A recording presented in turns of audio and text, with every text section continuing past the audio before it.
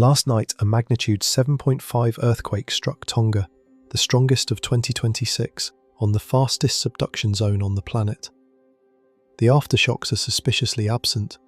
The foreshock swarm that preceded it erupted on the exact same day a major geomagnetic storm hammered Earth's magnetosphere, and less than a year ago, this exact combination, a large quake, eerie silence, a system that looked finished, ended with a magnitude 8.8 megathrust in Kamchatka, the most powerful earthquake since 2011.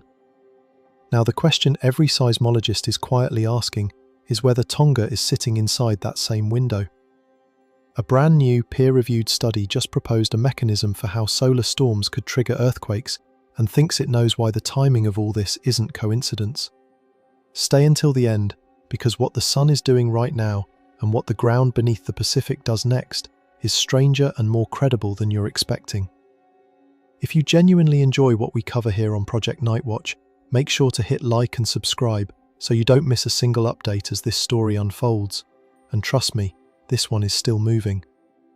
Drop a comment with where you're tuning in from, what time it is there, and whether you think the Tonga system has finished speaking or whether it's just getting started.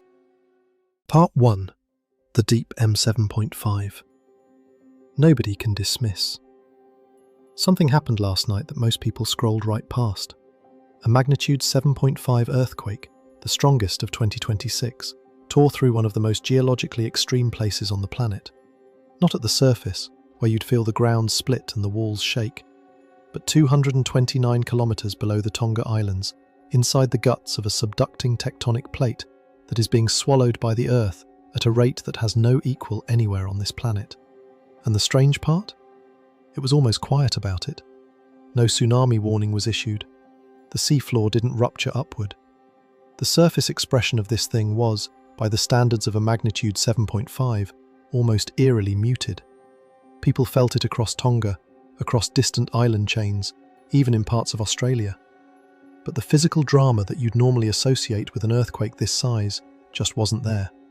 And that disconnect between the energy that was released and the behavior that followed is exactly what has seismologists leaning forward in their chairs right now. To understand why, you have to understand what kind of earthquake this actually was. The USGS and EMSC both picked up an enormous teleseismic footprint, meaning seismometers all over the world registered the shockwave. Initial magnitude estimates came in at 7.6 before being revised down to 7.5, which is completely normal. Early waveform data is always noisy, always uncertain.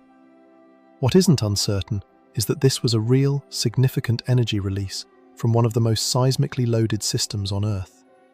But here's the first thing that separates this event from a typical subduction rupture.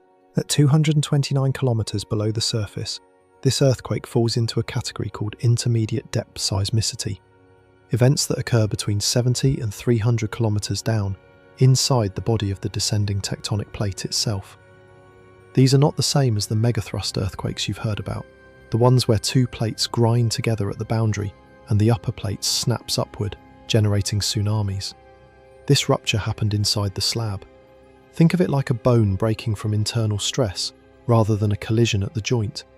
The energy propagates differently. It radiates outward through the mantle instead of deforming the seafloor directly. And the surface just doesn't feel it the same way. That's why there was no tsunami. That's why the shaking was widespread, but not catastrophic. That's why the USGS classified this as an internal slab deformation event rather than a plate boundary slip. And on the surface, that sounds reassuring. A deep quake, limited surface damage, no tsunami, move on. Except here's the thing. The magnitude is not the anomaly, the behavior is. And the behavior of this earthquake, from the weeks before it happened to the hours after, is telling a story that nobody has fully decoded yet. The question isn't whether this was a big earthquake. The question is whether this earthquake represents a system that has finished moving, or one that has only just started. Now, to answer that question, you need to go back further than last night, because this earthquake didn't arrive out of nowhere. It was preceded by something that, in retrospect, looks less like geological background noise and more like a system running a countdown. For roughly 2 weeks before the main shock, the seismic network around the Tonga Islands had been registering an escalating swarm of earthquakes. Not a single large event with smaller ones trailing behind it, a sustained, intensifying cluster of activity, with multiple magnitude 6.0 to 6.3 events arriving in a concentrated burst around March 22nd. The kind of seismic behaviour that, when you watch it build in real time on a monitoring feed, starts to feel less like randomness and more like pressure looking for an exit.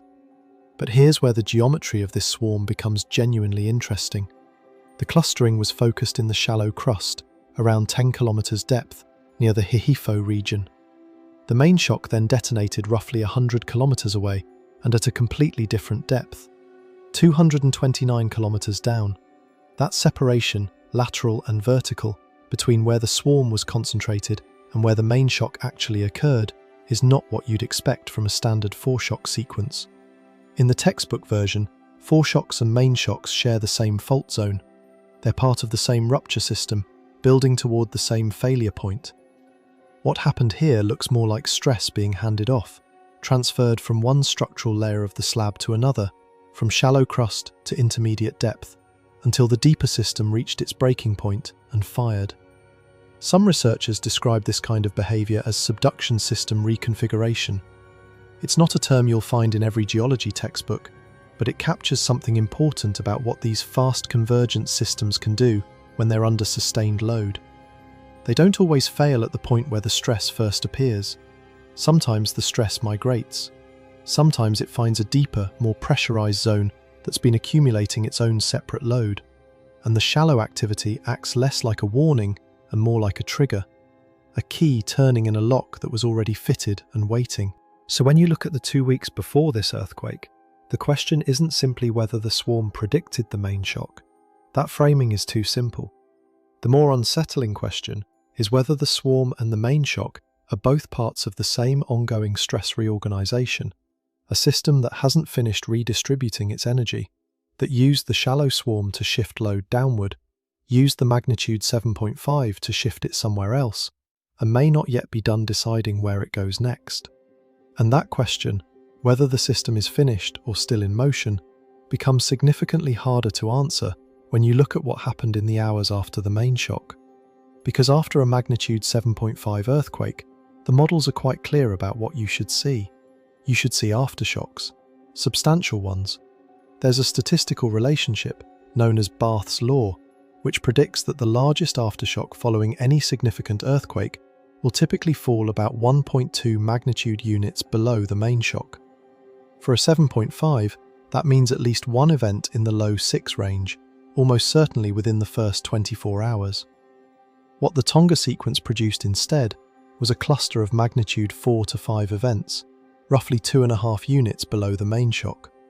A collapsed aftershock envelope running well below the productivity curves that seismologists use as their baseline for post-rupture behaviour. Now, deep earthquakes do sometimes produce quieter aftershock sequences than shallow ones. The physics at those pressures and temperatures are different, and the models account for that. But even with depth corrections applied, the aftershock output of this event is low, notably low. And that matters because a quiet post-rupture sequence is one of those readings that looks like reassurance on the surface, but carries a more complicated interior. Either the rupture was efficient, the fault released its stress cleanly, and the system is essentially resolved, or the stress wasn't released at all, it was relocated, moved from one part of the slab to another without being dissipated. And the silence isn't evidence of a finished system, it's evidence of a system that has simply gone somewhere else. Less than a year ago, that exact interpretive dilemma played out in real time in Kamchatka. A magnitude 7.4 earthquake struck.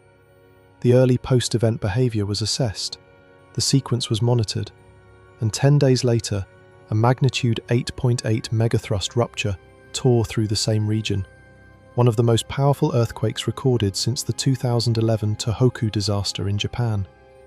The 7.4 had not been the main shock, it had been the opening move, and the window between the first rupture and the catastrophic second one was a period in which the system looked, from the outside, like it was settling. The Tonga magnitude 7.5 is now sitting inside its own version of that window. The aftershock sequence is suppressed. The stress budget hasn't been publicly resolved. The system is quiet. And the question that is circulating, carefully, with all the appropriate scientific caveats attached, is whether that quiet means the same thing here that it meant in Kamchatka, whether the Earth beneath the Pacific has finished speaking, or whether it's simply deciding what to say next. Part 2. The swarm that came before it. Let's go back 2 weeks, because this story didn't start last night. It started somewhere around the second week of March 2026, when the seismic network around the Tonga Islands began registering something that, in retrospect, looks less like random background noise and more like a system waking up. A swarm of earthquakes began clustering in the region, not one or two, a sustained escalating sequence with multiple magnitude 6.0 to 6.3 events concentrated in a burst around March 22nd. When seismologists talk about swarms, they're referring to clusters of earthquakes that occur in tight spatial and temporal windows without a clear main shock aftershock structure. In a normal sequence, you get one big event and then a cascade of smaller ones following it down. In a swarm, the events arrive in clusters, almost like the crust is testing itself, probing for the weakest point, redistributing stress in real time. It's less like a single punch and more like a boxer throwing jabs, feeling out the opponent, looking for where the structure gives. What makes the Tonga swarm scientifically interesting isn't just the frequency, it's the geometry. The swarm was focused near the shallow crust, around 10 kilometers depth, near the Hihifo region.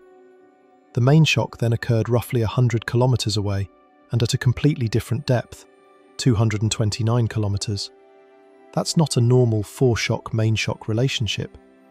The textbook version has the foreshocks occurring in the same fault zone as the main rupture, just releasing smaller amounts of energy as the stress concentrates. What happened here is a vertical and lateral separation between the shallow swarm zone and the rupture zone that suggests something more structurally complex, a stress transfer across different layers of the subducting slab, as if energy was being handed from one part of the system to another before the main event fired. To appreciate why that geometry matters, you need a mental picture of what the subducting slab actually looks like in 3 dimensions. It isn't a flat sheet sliding cleanly downward at a uniform angle. It's a massive, irregularly shaped body of oceanic crust and upper mantle material, hundreds of kilometers across and tens of kilometers thick, bending and deforming as it descends into progressively hotter and higher pressure conditions. Different parts of this slab are at different stages of that descent. Different sections are under different thermal and mechanical stresses, and crucially, different layers within the slab, the shallow, brittle upper crust versus the deeper, partially transformed interior, respond to imposed stress in fundamentally different ways. When the shallow crust near Hihifo began swarm behavior at around 10 kilometers depth, it was responding to stress conditions in its own structural environment. But slabs are not internally isolated. Stress applied to one part of this descending body doesn't simply stay put. It propagates. It migrates along the geometry of the slab, following pathways of structural weakness or elevated fluid pressure, redistributing load across the interior of the plate in ways that can be difficult to track in real time. The vertical separation between the swarm zone and the main shock rupture zone, roughly 220 kilometers of depth difference, suggests that whatever stress was being expressed in the shallow swarm found a pathway downward, into the part of the slab where the main shock eventually fired. This kind of behavior, shallow cluster followed by a significantly deeper and more distant main shock, has been observed before in what some researchers describe as subduction system reconfiguration events. It's not a standard foreshock pattern. It's something closer to cascading instability, where one part of the system destabilizes a deeper part and the energy finds a new pathway. Think of it like a building where a structural problem on the 3rd floor doesn't manifest as a collapse on the 3rd floor. It transfers load to the foundation, and the foundation is where things eventually give way. The burst day pattern around March 22nd is particularly notable in this context. Multiple events arriving within hours of each other suggests a sudden stress concentration, not the slow grinding release of steady tectonic creep. Something changed rapidly on that day. The system shifted from background noise to acute expression in a very short window. And here is where the story intersects with something that has no official place in the seismological narrative, but keeps appearing in the timeline regardless. March 22nd, the day the Tonga swarm burst into its most intense phase, was also the day a G3 geomagnetic storm was peaking over Earth. Solar wind speeds were elevated well above 600 kilometers per second. Earth's magnetosphere was under significant external pressure, and a new peer-reviewed study published in 2026 out of Kyoto has proposed a theoretical mechanism, not a confirmed one, but a physically grounded one, by which ionospheric disturbances driven by solar activity could influence the behavior of stress-sensitive fault systems already near failure. We'll come back to that in detail later in this video, but hold that timing in mind because it doesn't go away. Returning to the swarm itself, the question that has been sitting at the center of every seismological conversation about this region for the past 24 hours is deceptively simple and genuinely unanswerable with current data. Was the swarm warning the earthquake, or was it actively loading it? These are not the same thing, and the distinction matters enormously for what comes next. In the first scenario, the swarm represents stress release. The shallow crust around Hihifo was accumulating load, reached a threshold, and began dissipating that energy through a series of moderate earthquakes. The stress was being bled off gradually, and in that process of gradual release, some of the load shifted, not because the system was destabilizing, but because stress redistribution is simply what happens when you relieve pressure in one part of a mechanically connected structure. The main shock in this reading is the downstream consequence of a system that was releasing energy, not concentrating it. The swarm was the warning. The main shock was the conclusion. In the second scenario, the swarm represents stress transfer rather than stress release. The shallow crust wasn't bleeding off excess energy. It was acting as a mechanical relay, moving load from the upper portion of the slab downward into the deeper zone where the main shock eventually occurred. Each magnitude 6 event near Hihifo wasn't relieving the system, it was incrementally tightening the conditions at depth. The burst pattern on March 22nd wasn't a release event, it was a loading event, and the main shock at 229 kilometers was not the consequence of a system that had been warning you, it was the consequence of a system that had been quietly arming itself while the shallow swarm drew your attention elsewhere. The difference between those two interpretations isn't academic. If the swarm was warning the earthquake, the main shock may well represent the conclusion of the stress cycle that began 2 weeks ago. The system expressed itself, released its accumulated load, and is now in a period of post-rupture adjustment. If the swarm was feeding the earthquake, then the main shock is not the conclusion, it's the latest step in a redistribution sequence that may not yet have found its final configuration. And in that case, the current aftershock silence isn't evidence that the system has resolved. It's evidence that the system has moved its energy somewhere that the current monitoring picture isn't yet showing clearly.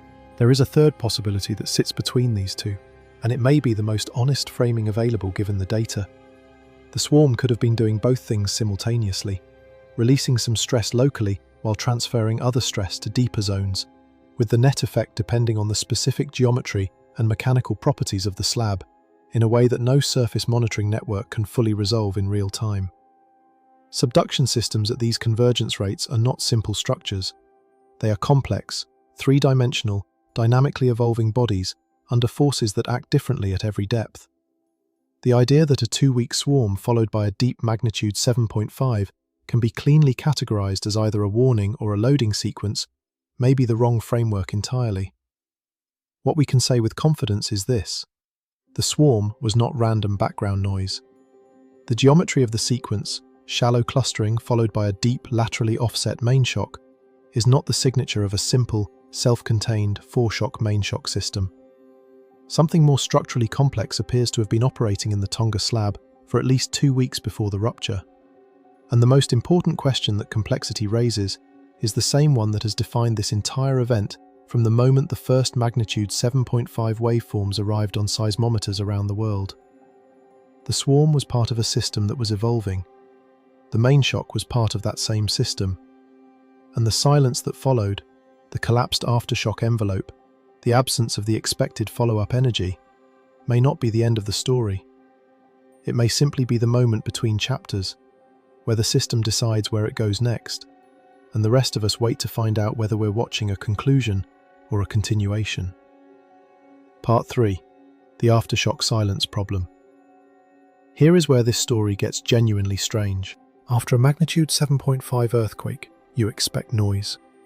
You expect the aftershock sequence to kick in immediately, smaller events cascading down the magnitude scale in the hours and days following the main shock as the crust around the rupture zone adjusts to its new stress configuration. There's even a law for this. Barth's law, named after the Swedish seismologist Marcus Barth, states that the largest aftershock of any earthquake is typically 1.2 magnitude units smaller than the main shock. For a 7.5, that means you'd expect at least one aftershock in the low 6 range, almost certainly within the first 24 hours. Within the first day after the Tonga rupture, the largest aftershocks recorded were in the magnitude 4 to 5 range. That's not 1.2 below the main shock, that's closer to 2.5 below it, which is, statistically speaking, a significant deviation from expected behaviour. Seismologists flag this informally almost immediately. Now, there are explanations for why deep earthquakes sometimes produce quieter aftershock sequences than shallow ones. The mechanics are different, the pressures are higher, the rock behaves differently at those depths. So a suppressed aftershock envelope isn't automatically a red flag, it can sometimes simply reflect the physics of intermediate depth rupture. But here's the problem with that reassurance. Even accounting for depth corrections, the aftershock productivity of this event appears to fall below what the models would predict. And that matters, because a quiet aftershock sequence after a large rupture can mean one of two things, and they lead in completely opposite directions. The first interpretation is that the rupture was efficient. The fault released its stress cleanly, the energy dissipated, and the system is essentially done. Quiet because finished. The second interpretation is that the stress wasn't released, it was relocated. The rupture moved energy from one part of the system to another, and the lack of aftershocks reflects not a resolved stress field, but an unloaded fault zone that has simply transferred its burden elsewhere. Same silence. Completely different implications. This is not an academic distinction, and this is not the first time recently that a major rupture followed by an abnormally quiet aftershock sequence has forced this same interpretive choice.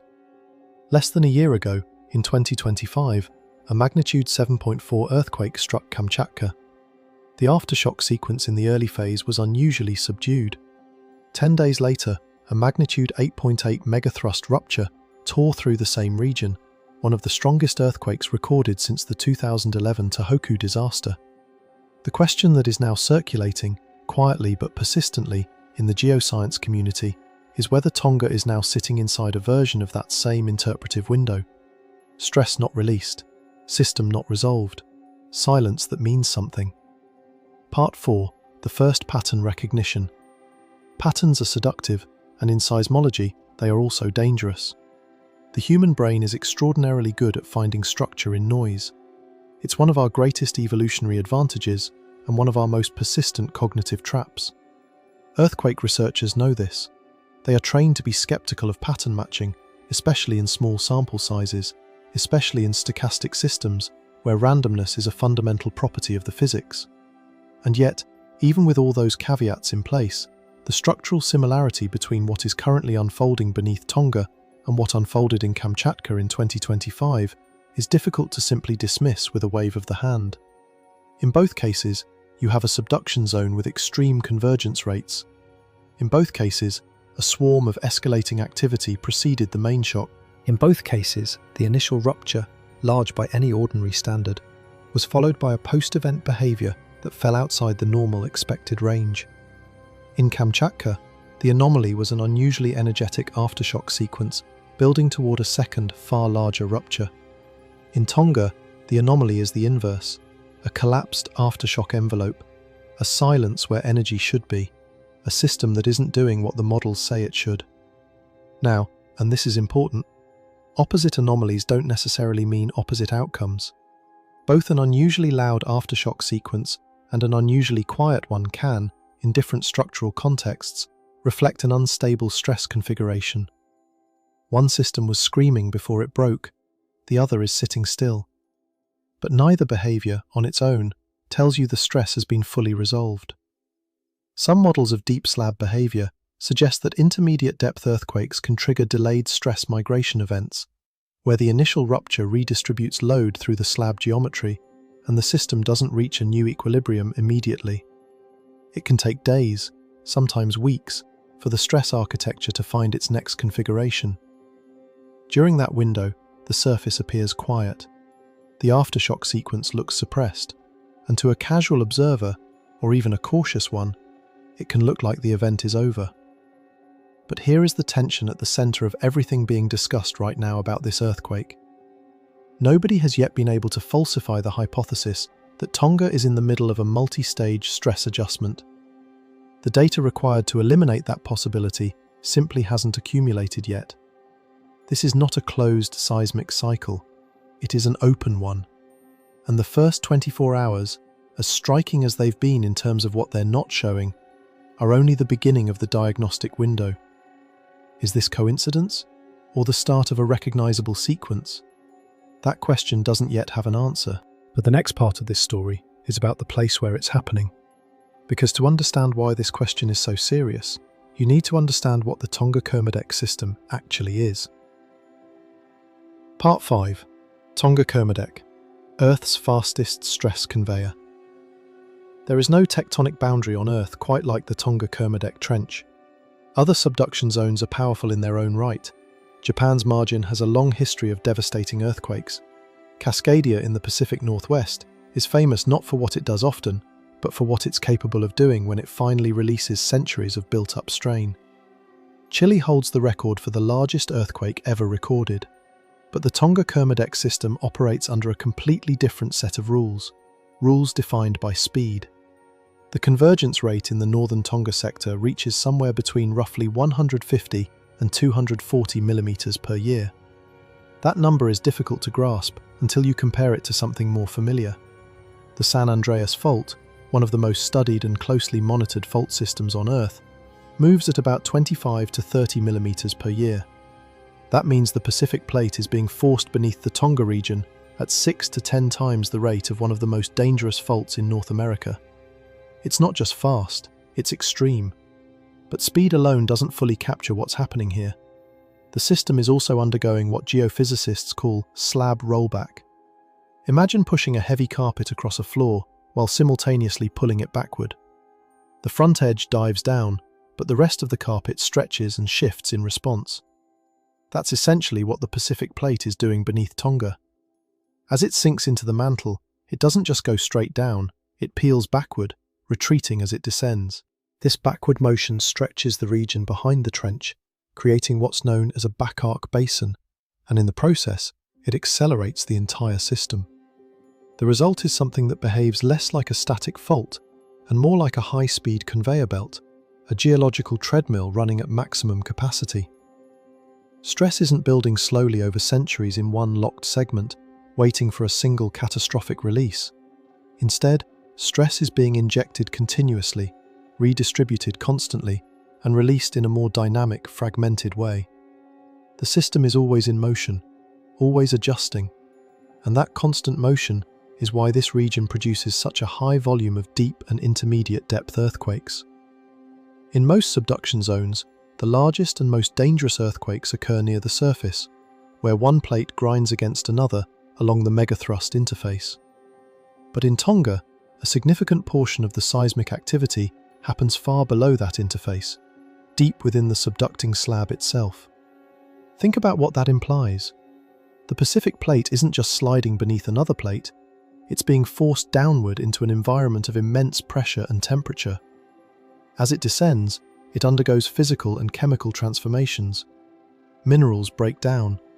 Water trapped within the rock is released. The structure of the slab changes.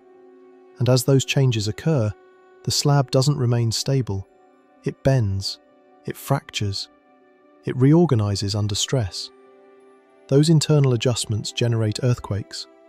So when seismometers pick up a deep earthquake in this region, They're not just recording movement along a boundary, they're capturing the internal deformation of a massive piece of Earth's crust being driven deep into the mantle. It's a different kind of seismic signal, and it comes from a different kind of process. Compared to places like Cascadia or Japan, the Tonga system is less locked at the shallow megathrust interface. That means it doesn't tend to accumulate stress silently for hundreds of years before releasing it all at once in a single, devastating event. Instead, it releases stress more frequently in a distributed pattern of moderate to large earthquakes. It's more active, more dynamic, and in some ways more unpredictable because the energy isn't stored in one place, it's constantly moving through the system. But that doesn't mean it's harmless. Far from it. The historical record shows that this region is fully capable of producing magnitude 8 and larger earthquakes. It has done so multiple times. The system may release energy more often, but the underlying capacity for extreme events is still there. It hasn't gone anywhere. It's built into the geometry, the speed, and the physics of the plates themselves. And that's what makes the current situation so important, because now we have the strongest earthquake of 2026, a magnitude 7.5, occurring inside this system. On its own, that would already be significant. But it didn't happen in isolation. It came after a 2-week period of unusual seismic activity, including multiple magnitude 6 events clustered in both time and space. That kind of build-up immediately raises questions about stress accumulation and redistribution. Then the main shock occurred, not at shallow depths where most of the preceding activity had been concentrated, but deep within the slab, more than 200 kilometers below the surface. That shift alone suggests that whatever was happening wasn't confined to a single layer of the system. Stress wasn't just building along the plate boundary, it was interacting across different depths, potentially linking shallow and deep processes in a way that isn't fully understood. And then came the part that doesn't fit the expected pattern. After a magnitude 7.5 earthquake, you typically expect a robust aftershock sequence. Smaller earthquakes cascade outward from the rupture zone as the crust adjusts to the sudden release of stress. It's a kind of settling process, like the aftershocks you feel when a heavy object drops and the surrounding structure shifts to accommodate the change. But in this case, that expected cascade never really materialized.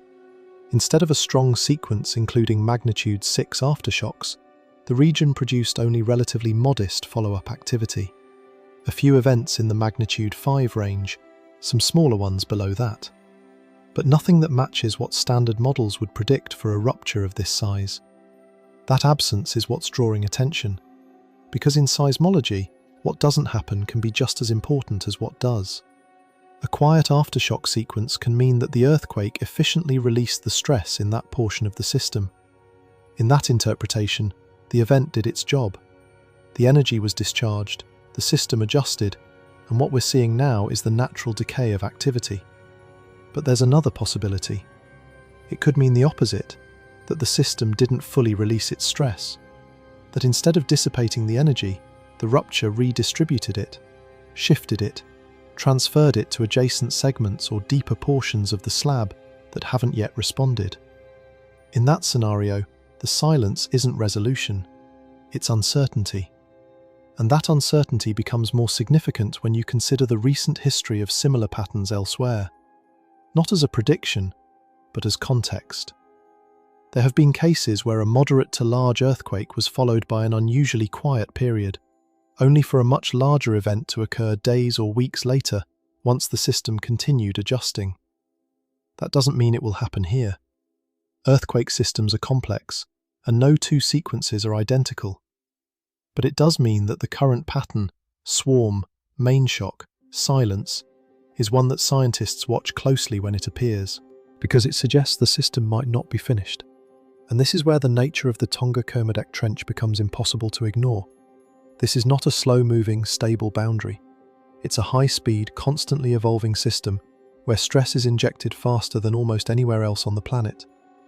It's a place where deep and shallow processes can interact, where the slab itself is under continuous deformation, and where the difference between a contained event and a larger sequence may come down to how that stress is redistributed in the days that follow. So when an earthquake like this occurs, strong, deep, preceded by unusual activity, and followed by an unexpected quiet, it doesn't just get filed away as another data point, it becomes a signal that something in the system behaved differently than expected. And in a region like this, differences matter. Because this is not a place where anomalies tend to stay isolated. This is a system defined by motion, by interaction, by continuous adjustment. What happens in one part of it doesn't necessarily stay there. Stress moves, forces shift. The geometry of the slab evolves over time, which means the real question isn't just what this earthquake was, it's what it represents. Is it the endpoint of a short-lived burst of activity? A clean release of stress in a highly active region? Or is it a midpoint, a step in a larger sequence that hasn't fully revealed itself yet? That's the question that remains open. And it's the reason this event, despite its depth and its relatively quiet surface impact, is being watched so closely. Because in the Tonga Kermadec Trench, unusual behaviour isn't background noise. It's often the beginning of something else. Part 6. Depth Physics. Nobody talks about. The physics of intermediate depth earthquakes are genuinely strange, and if you've only ever thought about earthquakes as events where two blocks of rock grind past each other along a fault line near the surface, what happens 229 kilometers beneath the ocean will force you to rethink that picture entirely. At those depths, the familiar idea of a crack propagating through brittle rock begins to break down. The environment is so extreme that the basic assumptions we use to understand shallow earthquakes no longer apply cleanly. What you're looking at is not just a deeper version of the same process, it's a different regime of physics altogether, one that operates under conditions we can't easily replicate and still don't fully understand. At around 200 kilometers below the surface, pressure and temperature reach levels that fundamentally change how rock behaves. The weight of the overlying material creates confining pressures so immense that any fractures that try to open are immediately forced shut. At the same time, temperatures are high enough to make many rocks behave more like very stiff, slowly flowing materials rather than brittle solids. In simple terms, instead of snapping like dry wood, the rock should bend and deform like something closer to hot plastic. Under these conditions, the classical model of earthquakes, sudden brittle failure along a fault, shouldn't work. And yet, the Earth keeps producing powerful earthquakes at exactly these depths. This is the paradox at the heart of intermediate depth seismicity. The signals recorded on seismometers are unmistakable: rapid energy release, sharp waveforms, clear rupture characteristics. Everything about the seismic signature looks like brittle failure, but the environment where it's happening should prevent brittle failure from occurring in the first place. That contradiction has been one of the central puzzles in earthquake physics for decades. It tells us that something inside these descending slabs is creating conditions where rock can suddenly fail, even when the surrounding environment should suppress that behaviour. The leading explanations focus on mechanisms that effectively create pockets of temporary weakness inside an otherwise ductile system. The first, and most widely discussed, is dehydration embrittlement. Oceanic crust forms at mid-ocean ridges and incorporates water into its mineral structure. That water doesn't exist as liquid, it's chemically bound within minerals like serpentine and amphibole. As the slab is forced deeper into the mantle, increasing pressure and temperature destabilize those minerals, causing them to break down and release the water they were holding. This released fluid doesn't just disappear, it accumulates in microscopic pores and fractures within the rock, increasing the internal fluid pressure. When fluid pressure rises, it effectively counteracts the external pressure squeezing the rock. Think of it as reducing the grip that the surrounding material has on itself. If the fluid pressure becomes high enough, it lowers the effective stress holding the rock together, allowing fractures to form and propagate much more easily than they otherwise could. In that moment, even though the overall pressure is enormous, the rock behaves as if it were under much lower confinement. It can snap, it can rupture, and when it does, it releases energy in the form of seismic waves, just like a shallow earthquake. The second major mechanism is phase transformation instability, sometimes referred to as transformational faulting. This involves changes in the internal structure of minerals under extreme pressure and temperature. For example, olivine, a common mineral in the Earth's upper mantle, can transform into denser crystal structures like spinel as it is pushed deeper into the Earth. These transformations don't always happen smoothly. Under certain conditions, they can occur rapidly and unevenly, creating localized zones where the material suddenly becomes denser and releases stored elastic energy. That release can be fast enough to generate seismic waves, effectively mimicking the behavior of a brittle fracture, even though the underlying process is different. What makes this mechanism particularly intriguing is that it doesn't rely on fluids at all. Instead, it's driven by the internal physics of the minerals themselves. The slab is being pushed into conditions where its constituent materials are no longer stable in their original form, and when they change, they can do so explosively. Some models suggest that these transformations can localize along narrow zones, creating something that behaves very much like a fault, even in a high-pressure, high-temperature environment where traditional faults shouldn't exist. In reality, these two mechanisms, dehydration embrittlement and phase transformation, are not mutually exclusive. In a complex system like a subducting slab, they may operate together, interacting in ways that amplify their effects. Fluids released from dehydration could weaken certain matter of the slab, making it easier for phase transformations to localize and propagate. Conversely, phase changes could create stress concentrations that promote further dehydration reactions. The result is a highly dynamic, internally driven system where the conditions for rupture can emerge suddenly and unpredictably. This brings us back to what actually happened beneath Tonga. The magnitude 7.5 earthquake was not the result of a surface fault tearing open along the seafloor. It was an internal event, occurring deep within the descending Pacific plate. Somewhere within that slab, at around 229 kilometers depth, conditions aligned in such a way that one of these mechanisms, or a combination of them, triggered a rapid release of energy. The rupture propagated through the interior of the slab, sending seismic waves outward in all directions. By the time those waves reached the surface, they had travelled through hundreds of kilometers of mantle. They were still strong enough to be detected across vast distances, but they didn't produce the kind of localized surface deformation you would see in a shallow megathrust earthquake. There was no dramatic displacement of the seafloor, no large-scale vertical movement to generate a tsunami. Instead, what you got was a broad, diffuse shaking signal, a reminder that the source of the energy was deep, internal, and somewhat disconnected from the surface environment. This is why the phrase, "this earthquake didn't break the surface, it broke the inside of the planet," is more than just a dramatic way of putting it. It's a literal description of the process.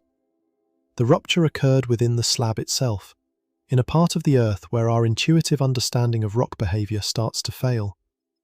And that has important implications for how we interpret what happened next. Because when you're dealing with deep earthquakes, the rules governing stress release and redistribution are not as well constrained as they are for shallow events.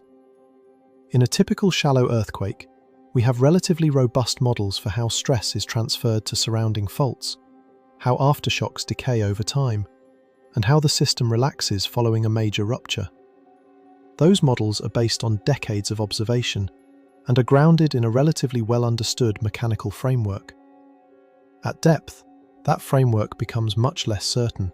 The presence of fluids, the possibility of phase transformations, and the complex geometry of the subducting slab all introduce variables that are difficult to model and even harder to observe directly. We can infer what's happening from seismic data, but we can't watch it unfold in real time. We're essentially reconstructing the process from its echoes. That uncertainty feeds directly into the central question surrounding this event. Has the stress been fully released, or has it been redistributed? The unusually quiet aftershock sequence complicates the picture. In some cases, deep earthquakes do produce fewer aftershocks than shallow ones, but the extent of the quiet here still stands out. It doesn't fit neatly into the patterns we expect, even accounting for the differences in depth. One possibility is that the rupture was highly efficient, releasing a large portion of the stored energy in a single event. In that case, the lack of significant aftershocks would make sense. There simply wouldn't be much stress left to drive additional earthquakes in the immediate vicinity. The system, at least locally, would be closer to equilibrium. But another possibility is that the rupture altered the stress field in a way that shifted the load elsewhere. Instead of dissipating the energy, it may have redistributed it along the slab or into adjacent regions. If that's the case, the quiet aftershock sequence isn't a sign of completion. It's a sign that the system's response is still unfolding, potentially in places that haven't yet produced observable seismic activity. The challenge is that, with our current understanding of deep earthquake physics, it's difficult to distinguish between these scenarios in real time. The mechanisms driving the rupture are still an active area of research. We don't have a complete predictive theory that tells us exactly how a system like this will behave after a major event. We have models, we have analogues, and we have statistical expectations, but none of them provide a definitive answer in a case like this. So what we're left with is a situation where a major earthquake has occurred in one of the most dynamic subduction systems on Earth, driven by processes that are not fully understood, followed by a pattern of activity that doesn't neatly align with our expectations. It's a reminder that even in a field as data-rich as seismology, there are still fundamental gaps in our knowledge, especially when it comes to the deep interior of the planet. And that's what makes this event so compelling from a scientific perspective. It's not just another data point, it's a case study in the limits of our current models, a real-world example of how the Earth can behave in ways that challenge our assumptions. We are watching a system in motion, trying to interpret signals that originate from depths we cannot directly access, using tools that are powerful but still incomplete. Which brings us back to the uncertainty at the heart of this sequence. The Tonga earthquake has already told us that something unusual is happening within the slab.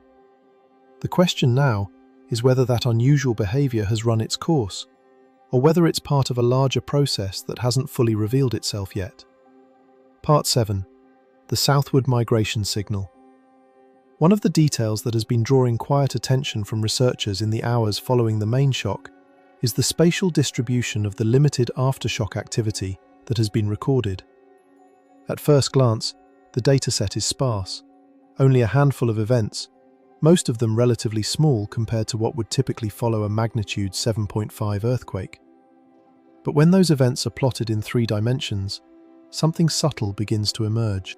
A few of the aftershocks appear slightly deeper than the main rupture, and their locations hint at a loose trend extending southward along the geometry of the subducting slab. It's not a clean line, it's not even a strong signal, but it's just enough to raise eyebrows among people who spend their careers looking for patterns in what often appears to be noise. It's important to emphasize how preliminary this observation is. The total number of aftershocks is small, which makes any statistical interpretation fragile from the start. Hypocentral locations, especially at depths exceeding 200 kilometers, come with inherent uncertainties. Seismic waves travel through complex structures, and small errors in velocity models can shift the estimated position of an earthquake by tens of kilometers. When you're trying to detect directional trends in a dataset this limited, those uncertainties matter. They can create the illusion of structure where none exists. For that reason, no responsible researcher is claiming that a southward propagation has been confirmed. At this stage, it's a possibility, not a conclusion. And yet, even as a possibility, it's an intriguing one. Because the orientation of that tentative trend doesn't exist in a vacuum. It loosely aligns with segments of the Tonga Kermadec system that have shown significant seismic activity in the past, particularly during periods spanning the late 20th century into the early 2000s. These are not random patches of ocean floor. They are parts of a larger, evolving structure, a subducting slab that has a history, a geometry, and a pattern of stress accumulation that extends beyond any single event. If the stress released by the main shock was simply dissipating outward in all directions, you would expect the aftershocks to cluster around the rupture zone in a relatively symmetric pattern. That's the classic model, a central break followed by a halo of smaller adjustments as the surrounding material settles into a new equilibrium. But if the stress is being redirected, channeled along the internal structure of the slab, then the aftershocks might not form a simple halo. Instead, they could trace out pathways, following zones of weakness or pre-existing stress gradients within the descending plate. In that context, even a weak southward trend becomes interesting. It suggests the possibility that the rupture didn't just release energy locally, but also altered the stress distribution along a larger section of the slab. Imagine bending a long, flexible beam. When it snaps at one point, the forces don't just disappear. They shift along the length of the beam, potentially increasing stress in adjacent regions. In a subduction zone, the beam is the slab itself, and its geometry, curving, descending, interacting with surrounding mantle, can guide how that stress is redistributed. This idea of stress migration is not new, but it's notoriously difficult to observe directly, especially at depth. In shallow crustal systems, we can sometimes track stress transfer through changes in aftershock patterns or by measuring ground deformation. At 200 kilometers down, those tools are far less effective. We're relying almost entirely on seismic signals, which means we're interpreting indirect evidence of processes we can't see. That makes every hint of directional behavior valuable, even if it comes with large uncertainties. The historical context adds another layer to this interpretation. The segments of the Tonga system that lie south of the main shock area have experienced significant earthquakes in the past, but not uniformly over time. Some portions have been relatively quiet for extended periods, which raises the possibility that they are accumulating stress. If the current event has shifted some of its load into those regions, it could, in theory, influence their future behavior. Not in a deterministic, predictive sense, earthquake systems don't work that way, but in a probabilistic one, where changes in stress slightly alter the likelihood of future events. At the same time, there is a much simpler explanation that cannot be ignored: randomness. Deep seismicity is inherently scattered. The processes that generate these earthquakes, dehydration reactions, phase transformations, internal slab deformation, are distributed and complex. They don't necessarily produce clean, linear patterns. When you have a small number of data points, the human brain is exceptionally good at imposing order on what might just be statistical noise. A handful of points that happen to line up in a rough direction can look meaningful, even if they are not. This is why caution is so central to the way researchers are approaching this dataset. No one is drawing firm conclusions from a few aftershocks. Monitoring networks are continuing to collect data, refining hypercentral locations as more seismic waves are analysed and better models are applied. If the southward trend persists, if additional aftershocks continue to align in that direction, if the pattern becomes clearer with time, then it will start to carry more weight. If it fades as more data comes in, then it will be recognised for what it likely was, an artifact of limited sampling. But the fact that this question is even being asked tells you something important about the state of the system. This is not a straightforward earthquake sequence where everything fits neatly into established expectations.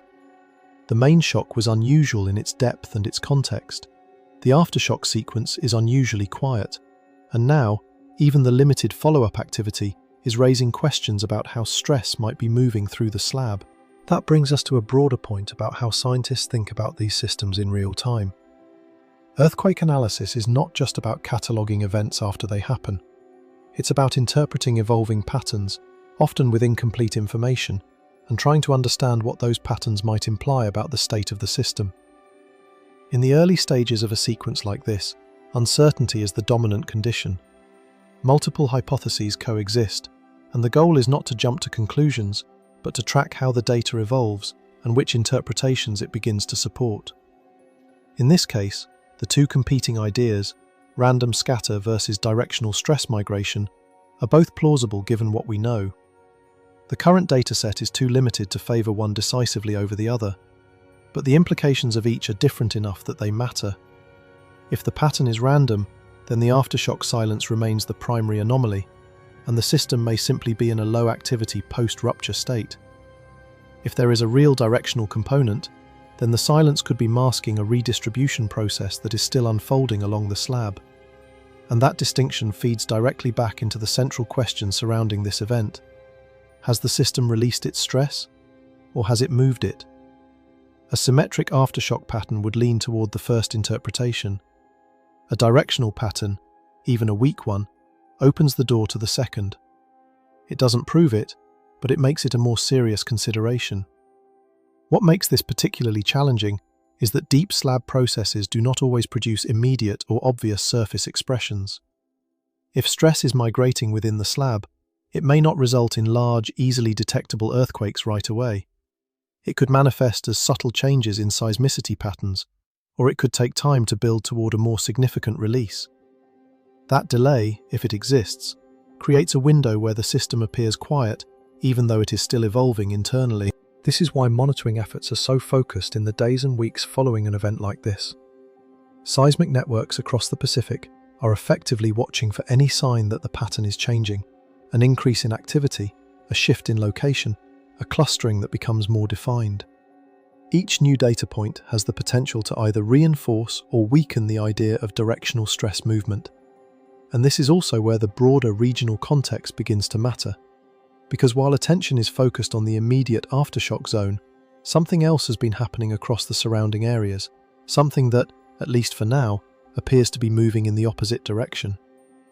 Regions that were previously active have gone unusually quiet. Seismic clusters in nearby parts of the Pacific have diminished in the wake of the Tonga event, creating a kind of regional silence that stands in contrast to the localized questions about stress movement. On its own, that silence might not mean much. But when you place it alongside the anomalies we've already discussed, the unusual depth of the main shock, the weak aftershock sequence, the tentative hints of directional migration, it adds another layer to the puzzle. It suggests that whatever happened beneath Tonga didn't just affect a single point in space. It may have influenced the broader stress field across a much larger area. That doesn't mean the entire region is connected in a simple sense. The Pacific Ring of Fire is not a single, unified fault system, but it is a network of interacting plate boundaries, and large earthquakes can alter stress conditions in ways that ripple outward. Sometimes those changes are subtle, sometimes they're temporary, but they are part of the system's behavior. So now the question isn't just whether stress is moving south within the Tonga slab, it's whether the entire regional system is adjusting in response to this event, and if so, how that adjustment will unfold over time. The answer isn't available yet.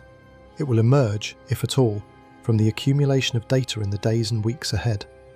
For now, what we have is a set of signals that don't fully align with expectations, a system known for its complexity, and a pattern that is still in the process of revealing itself. The southward trend in aftershocks may turn out to be nothing, or it may be the first visible trace of a deeper process that is still underway.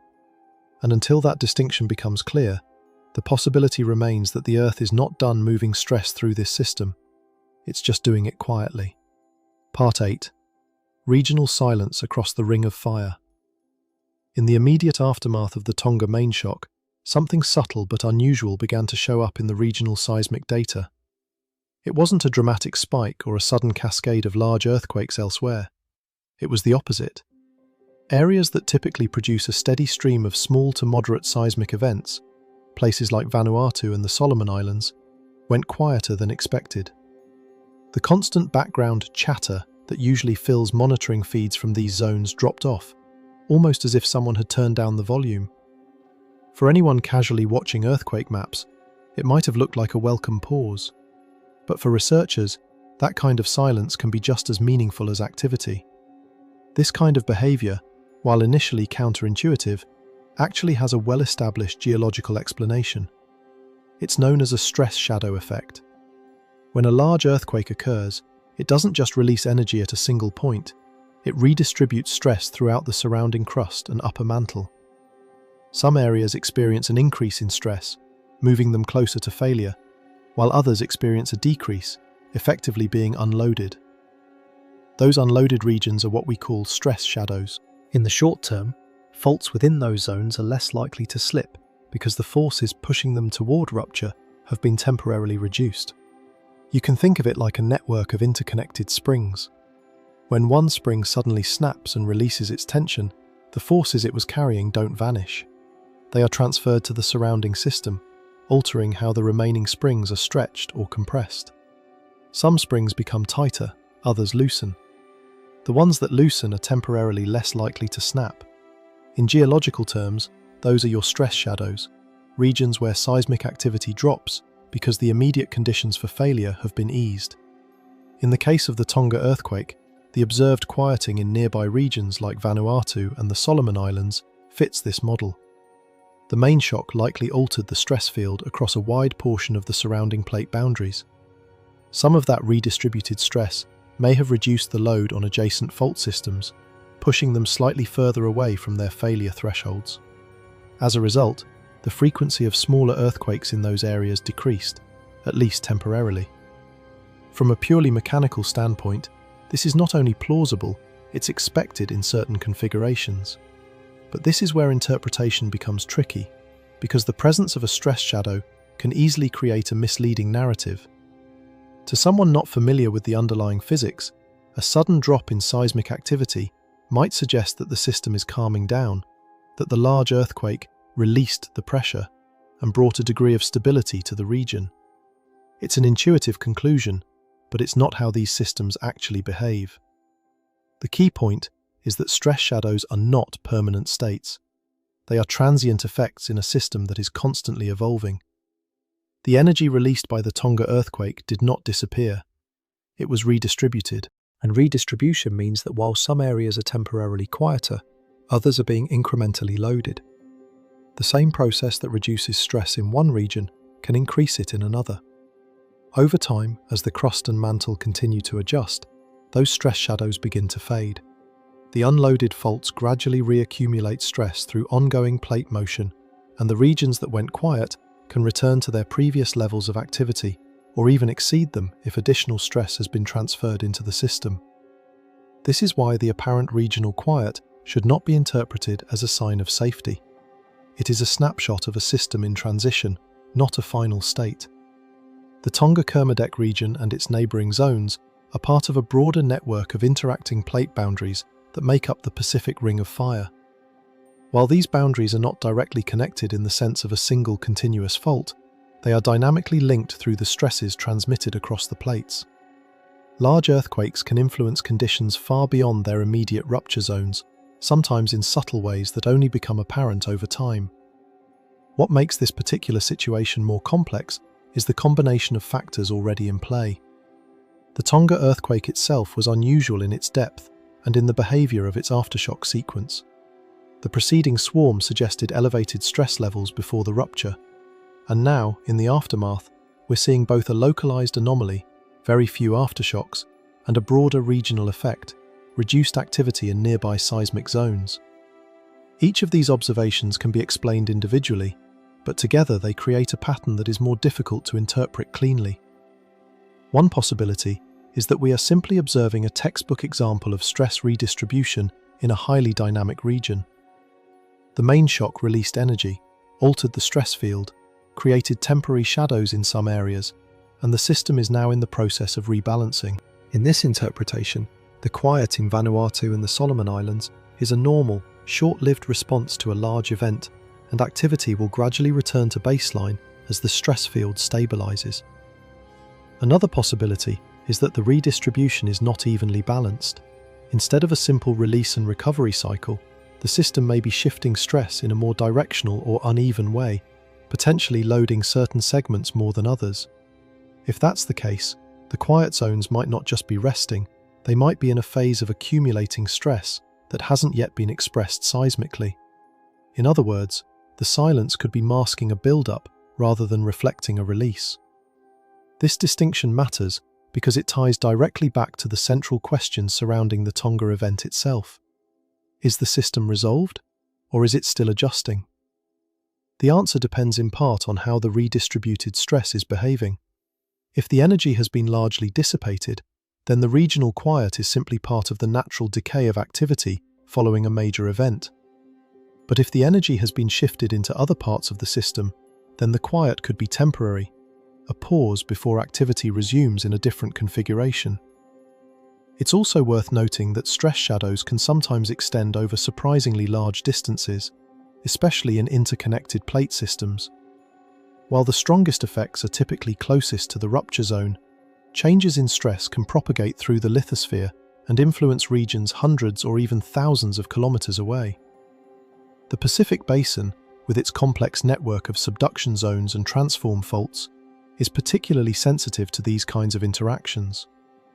A large earthquake in one part of the system can, under the right conditions, subtly alter the stress environment in another.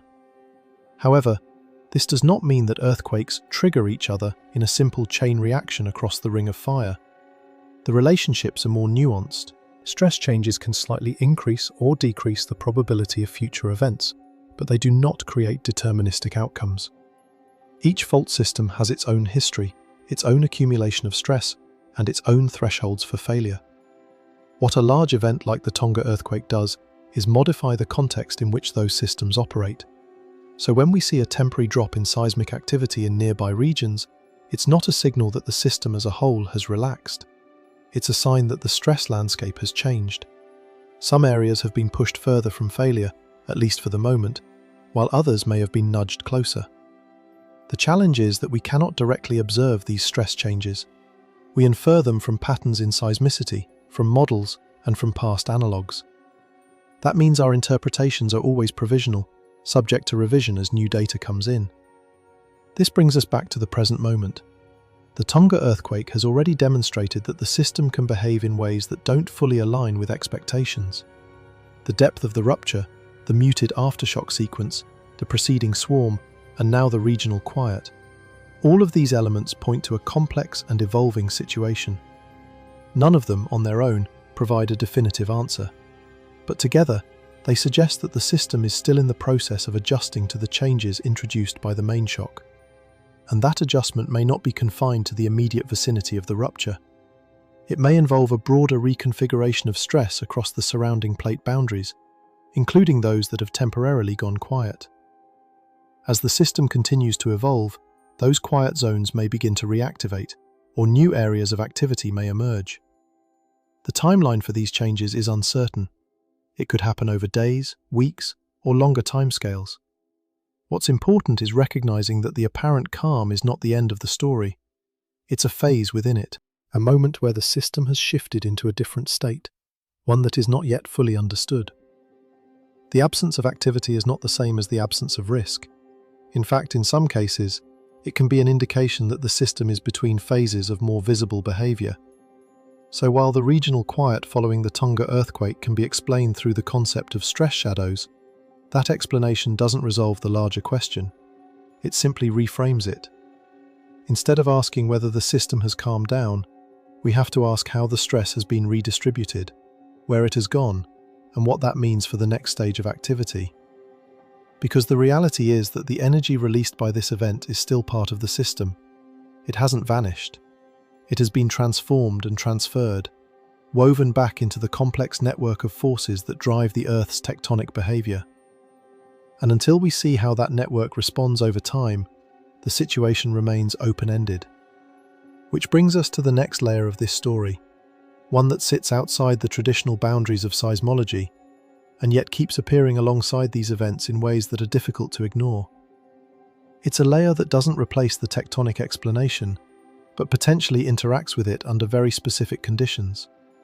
And it's exactly where the data starts to get even more complicated. Part 9. The geomagnetic storm window. On the same day the Tonga foreshock swarm intensified into its most compressed and energetic phase, the burst of activity clustered around March 22nd. Something else was unfolding far beyond the Earth's surface, in a region most earthquake discussions never even consider. Roughly 93 million miles away, the Sun was in an active state, and the effects of that activity had already reached Earth. A G3-level geomagnetic storm was peaking across the planet. Solar wind speeds had surged past 600 kilometers per second.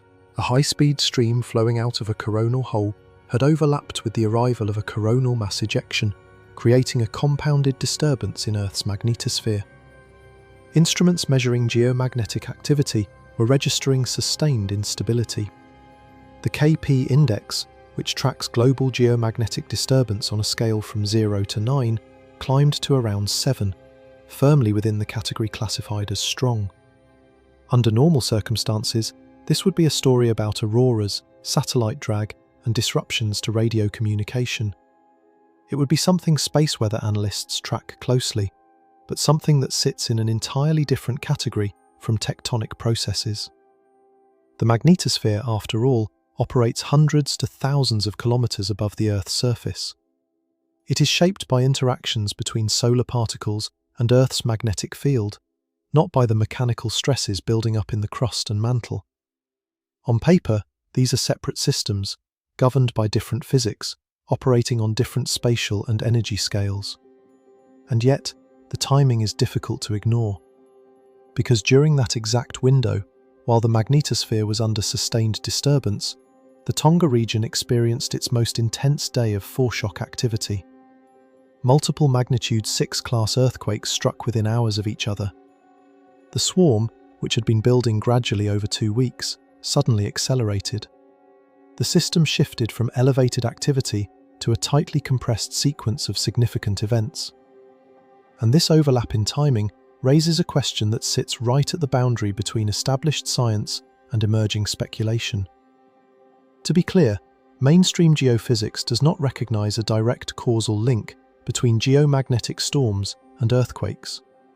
There is no widely accepted, empirically validated mechanism that allows energy from solar activity to propagate through the atmosphere into the crust and trigger a rupture along a fault. The ionosphere, the region of the atmosphere most affected by space weather, is electrically active, but it is physically separated from the lithosphere by hundreds of kilometers. The forces that govern tectonic stress, plate motion, friction, pressure, temperature, operate on entirely different principles than those that govern charged particles and electromagnetic fields in near-Earth space. For decades, the consensus has been straightforward. Earthquakes are driven by internal processes within the Earth. Solar activity, while influential in many ways, is not considered a driver of seismic events. Correlations between space weather and earthquakes have occasionally been noted, but they have generally been dismissed as coincidental, the result of overlapping but unrelated systems that both produce frequent events. When you have a planet that experiences thousands of earthquakes and a star that produces frequent bursts of activity, some overlap in timing is statistically inevitable.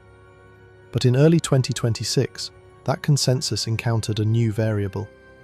A research team at Kyoto University published a paper proposing a theoretical mechanism that, while not proven, introduces a physically plausible pathway for interaction between space weather and tectonic systems. The model does not claim that solar storms generate earthquakes from scratch. Instead, it focuses on how external electromagnetic disturbances might influence systems that are already near a critical threshold. The concept at the center of this model is something the researchers describe as ionospheric crustal capacitive coupling. It sounds abstract, but the underlying idea can be broken down into a series of steps. When a strong geomagnetic storm impacts Earth, it alters the distribution of charged particles in the ionosphere. Electron densities increase or fluctuate in response to incoming solar energy. These changes are measurable and well documented. They are part of the standard toolkit of space weather science. The Kyoto model proposes that these ionospheric changes do not remain confined to the upper atmosphere. Instead, they can induce variations in electric fields that extend downward toward the surface. Under most conditions, these variations are small and have no meaningful impact on geological processes. But in regions where the crust is heavily fractured and contains fluids, particularly fluids under high pressure, those electric fields may interact with the material in ways that are not yet fully understood. Fractured rock, especially when saturated with fluids, can behave in certain respects like a capacitive medium. It can store and redistribute electrical charge. If the external electric environment changes, due to ionospheric disturbances driven by a geomagnetic storm, then the electrical state within those fractured zones can also change. According to the model, this could lead to localized variations in electrostatic pressure at very small scales, within microfractures and fluid-filled pores. On their own, these changes are not large enough to break rock or generate an earthquake. But that's not the claim. The claim is more subtle. In a fault system that is already critically stressed, where the forces pushing toward rupture are nearly balanced by the forces holding the system together, a small additional perturbation might be enough to tip the balance. The analogy here is not a hammer breaking a solid object, It's a feather landing on something that is already on the verge of collapse. In this framework, solar activity becomes a potential secondary trigger, not a primary cause. It does not create the conditions for an earthquake, but it may, under very specific circumstances, influence the timing of an event that was already likely to occur. The system beneath Tonga, by late March, was clearly in a heightened state of stress. The 2-week foreshock swarm, the clustering of magnitude 6 events, and the eventual magnitude 7.5 rupture all point to a system that was already near failure. The question then is whether the geomagnetic storm had any role in that final progression. Did it contribute in some small way to the acceleration of the swarm on March 22nd? Or was the timing purely coincidental, a convergence of two independent processes that just happened to overlap? At this stage, there is no definitive answer. The Kyoto model is theoretical. It has not been validated through direct observation or controlled experimentation. The geophysics community remains appropriately cautious.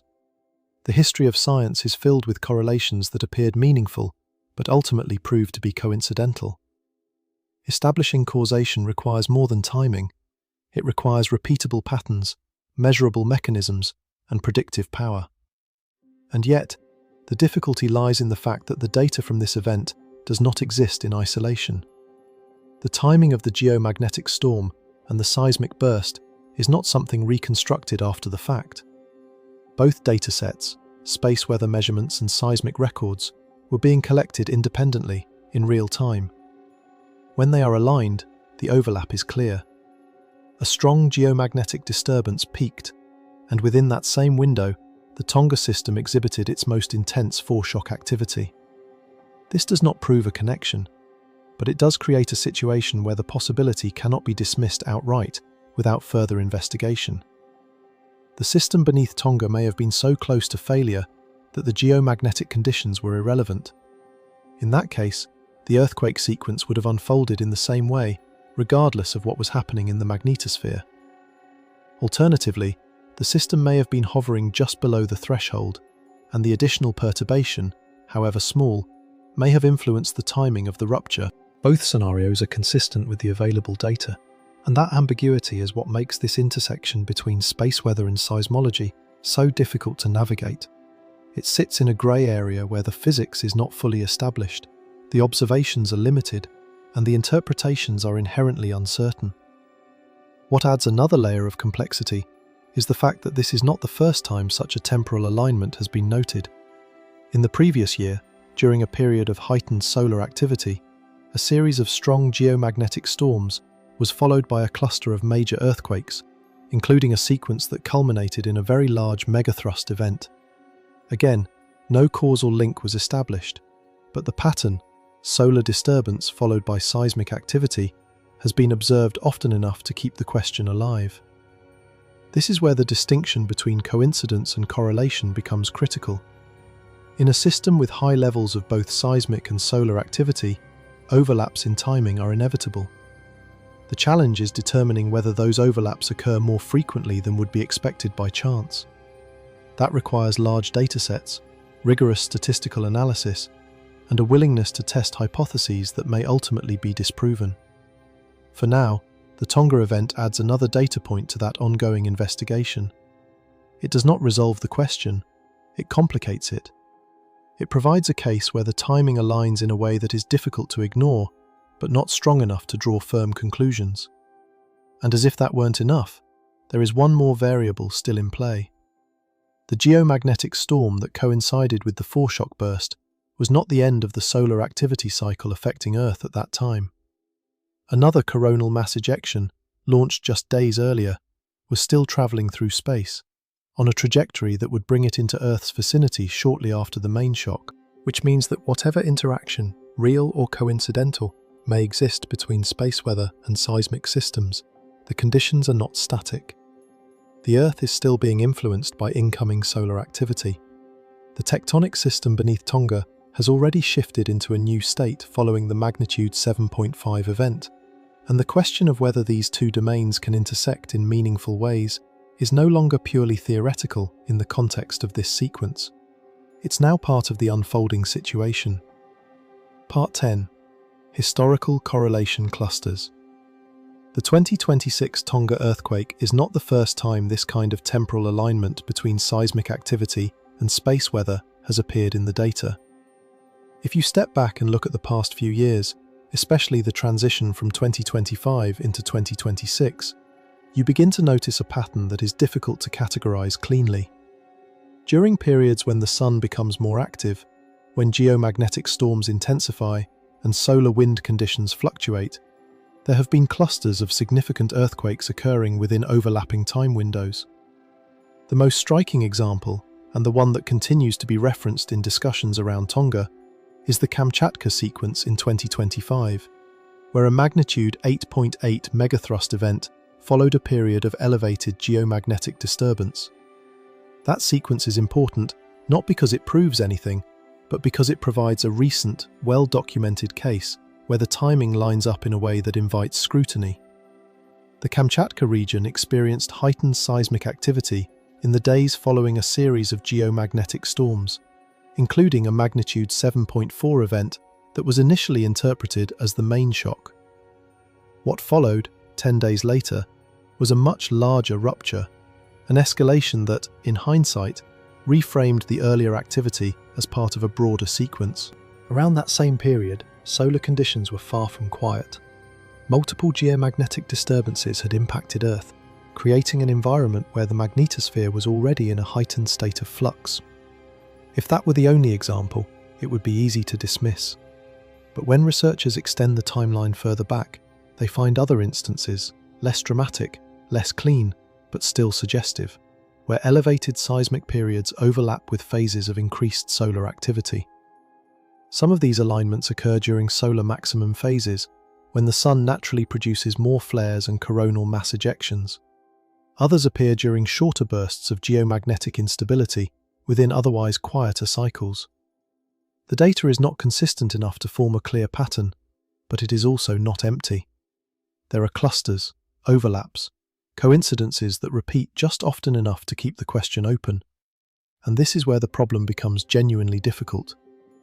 Both of the phenomena we're talking about, large earthquakes and intense solar activity, are relatively frequent on a global scale.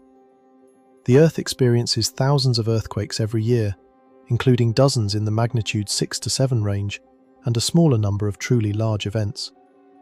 At the same time, the sun is constantly emitting energy, with geomagnetic storms occurring at varying levels of intensity throughout the solar cycle. When you have two systems that are both active and variable, the chances of them occasionally overlapping in time are extremely high. This creates a statistical minefield. If you look hard enough, you can always find examples where a solar event and an earthquake occur close together in time. The human brain is wired to recognize patterns, to connect dots, even when those dots are not meaningfully related. In scientific terms, this is the risk of false correlation, seeing structure in what is actually random overlap. And researchers in this field are acutely aware of that risk. It's one of the reasons why the idea of solar seismic coupling has historically been treated with skepticism. Another layer of complexity comes from how these datasets are analysed. The choice of time windows, how many days before or after a solar event you consider relevant, can dramatically influence the apparent strength of a correlation. A narrow window might miss potential connections, while a broader window can capture more overlaps, but also increase the likelihood of including unrelated events. This flexibility in analysis can unintentionally introduce bias, making weak patterns appear stronger than they actually are. Then there's the issue of sample size. Truly large earthquakes, those in the magnitude 8 range, are relatively rare. You might only have a handful of such events in a given decade. That makes it difficult to build a statistically robust dataset. With small sample sizes, even a few coincidental alignments can create the illusion of a pattern. To establish a meaningful correlation, you need consistent behavior across many events, and that consistency simply isn't there yet. All of this means that, from a strictly statistical standpoint, the case for a connection between solar activity and earthquakes remains weak. The data is noisy, the variables are complex, and the risk of overinterpretation is high. Most researchers approach the topic with caution, emphasizing the limitations of the available evidence and the need for more rigorous analysis. But here's where the tension comes in. The reason this idea hasn't been completely dismissed and filed away as fringe speculation. The introduction of a physically plausible mechanism changes the context in which these correlations are viewed. Before the Kyoto model, the idea of solar activity influencing earthquakes lacked a credible pathway. There was no clear way to connect the physics of the magnetosphere with the mechanics of fault rupture. Without a mechanism, correlations are easy to dismiss as coincidence. The Kyoto model, despite its limitations, provides that missing piece, at least in theory. It outlines a way in which changes in the ionosphere could induce electrical variations in the crust, particularly in fractured, fluid-rich environments. It suggests that these variations could, under very specific conditions, influence stress-sensitive systems that are already near failure. It does not claim to explain all earthquakes, or even most of them. It proposes a niche interaction, one that would only be relevant in systems that are already critically loaded. And that's the key point. If the mechanism were proven, it wouldn't mean that solar storms cause earthquakes in a general sense. It would mean that, in rare cases, they might influence the timing of events that are already imminent. That's a much narrower claim, but it's also one that is harder to dismiss outright, because it fits within the broader understanding of how complex systems behave. Small perturbations can matter when a system is near a tipping point. With that framework in place, the historical correlation data takes on a different character.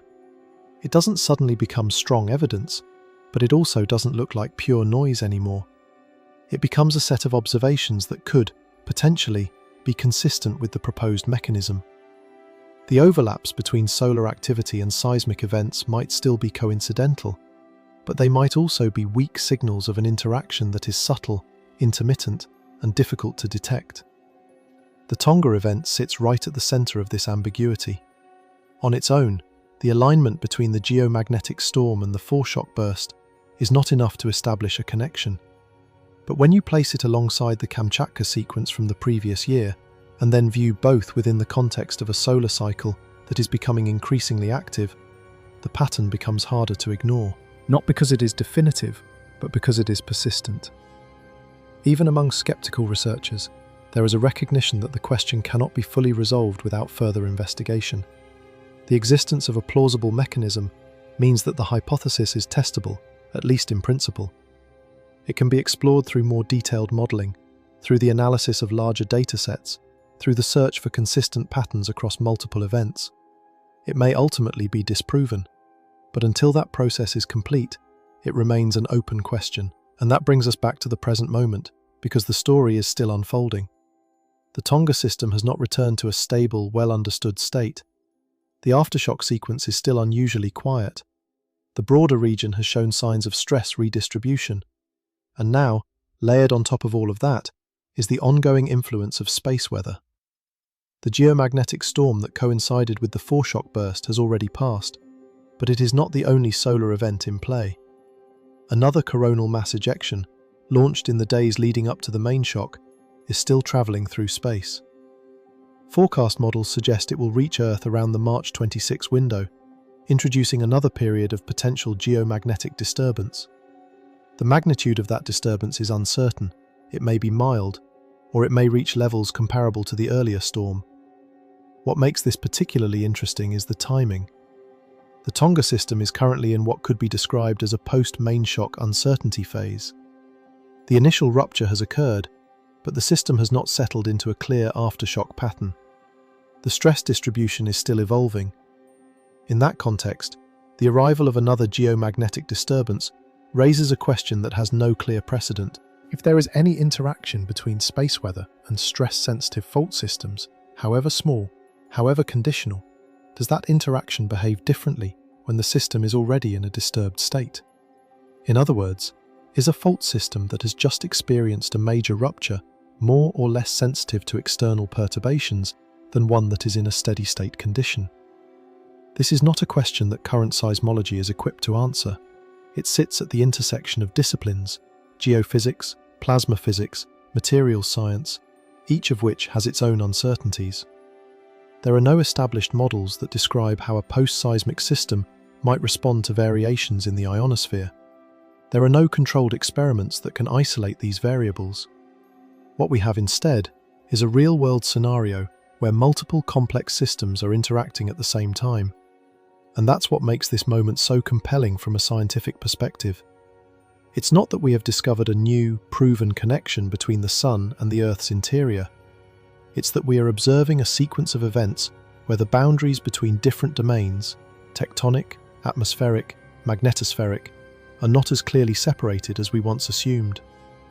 Whether those interactions are meaningful or coincidental is still an open question. But the fact that the question exists and that it is being taken seriously enough to investigate marks a shift in how these phenomena are being considered. The Tonga earthquake, in that sense, is not just an isolated event. It is part of a broader pattern of observations that are pushing the limits of current understanding. And with another solar event still on the way, the system has not yet revealed how it will respond. Part 11. Incoming CME variable. The Earth is still operating under residual space weather influence as the current monitoring window unfolds, and that detail matters more now than it normally would. The geomagnetic disturbance triggered by the March event has not fully settled back to baseline conditions. The magnetosphere remains in a dynamically active state, still processing the after-effects of earlier solar inputs. At the same time, another coronal mass ejection is already on its way, projected to intersect with Earth's space environment around the March 26 window, less than 48 hours from now. Solar wind speeds remain elevated, magnetic field orientations are fluctuating, and the KP index, which had already climbed into strong storm territory, retains the potential to spike again if conditions align. Under ordinary circumstances, this would be treated as routine space weather variability. It would be something noted in technical briefings, tracked by satellite operators and radio communication systems, but largely irrelevant to discussions of tectonic processes. The Sun is active, the magnetosphere responds, and life on the surface continues largely unaffected. That is the baseline expectation, grounded in decades of observation and a well-established understanding of how space weather interacts with Earth's upper atmospheric layers. But these are not ordinary circumstances. The timing has forced two separate domains, space weather and seismic behavior, into the same observational frame. We are currently within the first 72 hours following a magnitude 7.5 earthquake in one of the most extreme subduction systems on the planet. That alone would be enough to justify close monitoring. But layered on top of that are additional anomalies that complicate the picture. The aftershock sequence is not behaving as expected. Instead of producing a robust cascade of follow-up events, it has remained unusually quiet, falling well below statistical expectations for an earthquake of this size. The foreshock swarm that preceded the main shock has not yet been fully explained in structural terms, particularly given its shallow depth relative to the deep rupture that followed. And the broader pattern, when compared to the Kamchatka sequence from 2025, continues to raise uncomfortable questions about whether we are seeing the early stages of a similar progression. Each of these elements, taken individually, can be understood within the framework of existing geophysics. Unusual aftershock sequences do occur. Foreshock swarms can precede larger events without leading to further escalation. Pattern recognition across different regions can be misleading, especially when dealing with small sample sizes. But when all of these factors appear together, in the same sequence, within the same narrow time window, the situation becomes harder to reduce to a single, clean explanation. And now, into that already complex system, we are introducing another variable, a renewed injection of energy into Earth's magnetosphere. The incoming coronal mass ejection represents not just a continuation of solar activity, but a potential intensification of it. Depending on its speed, density, and magnetic orientation, it could produce another round of geomagnetic disturbance, potentially reaching similar levels to the earlier G3 storm, or possibly exceeding it. The exact outcome is uncertain, but the conditions are in place for another period of elevated space weather influence. This raises a question that, until recently, would not have been considered part of a seismic discussion. Does a fault system behave differently in the immediate aftermath of a major rupture when external electromagnetic conditions are changing? More specifically, if there is any validity to the idea of ionospheric crustal coupling, however limited, however conditional. Could a post-seismic system be more sensitive to those external influences than it would be under stable conditions? The reasoning behind this question is not as far removed from conventional physics as it might initially seem. After a major earthquake, the crust does not simply return to a neutral state. It enters a phase of adjustment. Stress is redistributed, fractures are reconfigured, and fluid systems within the rock are mobilized. Pore pressures can change, microfractures can open or close. The mechanical properties of the system are, for a time, in flux. In other words, the system is not static, it is evolving. If we consider the Kyoto capacitive coupling model as a hypothetical framework, this evolving state becomes particularly relevant. The model suggests that fractured, fluid-rich zones within the crust can respond to changes in external electric fields. Under normal conditions, those responses may be too small to matter. But in a system that has just undergone a major rupture, where stress conditions are already near critical thresholds in certain zones, even small perturbations could, in theory, have amplified effects. It is not that the incoming CME would cause an earthquake. That is not the claim, and there is no evidence to support such a direct relationship. The question is whether it could influence the timing or distribution of ongoing seismic adjustments in a system that has not yet fully stabilized. Could it, for example, affect the likelihood of aftershocks in certain regions? Could it alter the way stress continues to redistribute through the slab? Could it, in some subtle way, interact with the processes already underway beneath Tonga? At this point, these questions remain firmly in the realm of speculation. There are no empirical studies that directly test the behavior of post-seismic systems under varying space weather conditions. There are no controlled experiments that isolate these variables. What we have instead is a convergence of circumstances, an active tectonic system, an unusual seismic sequence, and a period of elevated solar activity that overlaps with the critical early phase following a major earthquake. It is entirely possible, perhaps even likely, that the incoming CME will have no measurable effect on Tonga's seismic behavior. The aftershock sequence may continue to remain quiet, gradually decaying as the system stabilizes. No additional large events may occur. In that scenario, the overlap between space weather and seismic activity would be another example of coincidental timing, interesting, but ultimately inconsequential. But the uncertainty lies in the fact that we do not yet know how this particular system is going to evolve. The muted aftershock sequence leaves open the possibility that not all of the accumulated stress has been released. The structural implications of the foreshock swarm suggest that deeper processes may still be unfolding within the slab, and the comparison to past sequences, while not definitive, introduces a precedent that cannot be ignored entirely. In that context, the incoming CME becomes more than just a background condition. It becomes part of the environment in which the system is evolving. Not a dominant factor, not a proven influence, but a variable that exists within the same temporal frame as the tectonic adjustments we are trying to understand. What makes this moment particularly compelling is that it is unfolding in real time. There is no retrospective analysis here, no opportunity to filter the data through years of study and statistical refinement. We are observing a system as it changes, with incomplete information and multiple competing interpretations.